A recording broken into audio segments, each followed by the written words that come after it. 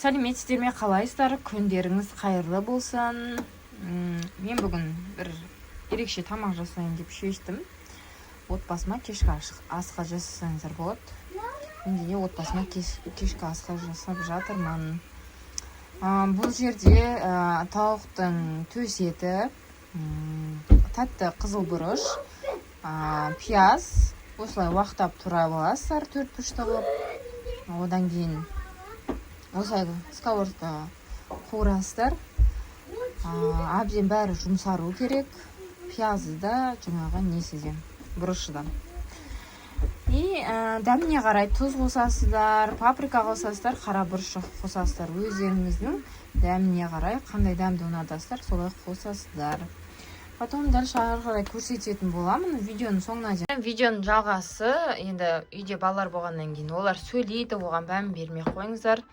Бәріміздің үйімізде бала бар дегендей. Міне картошканы осылай дайындап аласыздар, суға салып қойыңыздар, әйтпесе қарайып кетеді. Осылай қылып етіп дайындап аласыздар, ішін бәрін тазалап. Балам көрсетші. Көрсетші көрермендерге. Молодец. Болды, қоқпай. Солай, осылай дайындап аламыз міне. Бізге осы жетіп қалар деген есеппен өзім өлшеп дайындап қойдым. Осылай дайындап алыңыздар бірінші. Потом духовкаға салатын боламыз.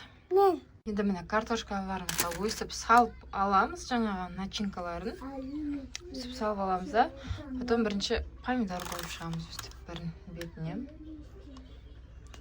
Помидорларын қойып шығайық. Астыларын өздеріңіз не істеп алыңыздар жанындай. Түзулетіп алыңыздар, чтобы сыр басқа жаққа ағып кетпеу үшін.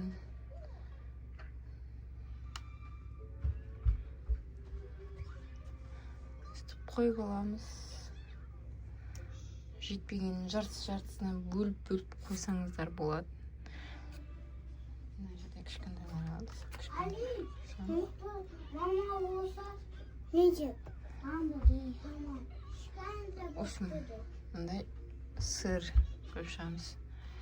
Аздау қана не істедім, кейбір үлкен болып кетті, қалың болып кетті. Жұқа қылып кесе алсаңыздар, жұқа қылып кесіп алыңыздар. Үстіп үстіне қойып шығамыз. Піскен кезде де қойсаңыздар да болады, негізінде сырды ше. Сырды негізінде пісіп қалдау деген, картошка пісіп қалдау деген уақытта қойыңыздар. Примерно осылай қойып шығасыздар.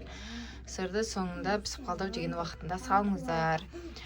Қазір неме бір неме салам. Сол қалай дәмін болғанын айтамын сіздерге. Печкамызға салдық. Енді печкамызда примерно уақытын 60-70-ге қоясыздар. Екеуі де жану керек. Потом жай отқа пісіресіздер. Бір примерно 180-ге қоя беріңіздер. Болды, қазір піскеннен көреміз қандай болып шығатын дәмін. Міне уже дайын болып қалды. Кішкене картошкаларыңызды майлап жіберсеңіздер болады. Сыр жемейтін кісілерге сыр самақ қойсаңыздар болады. Міне пісіп қалды.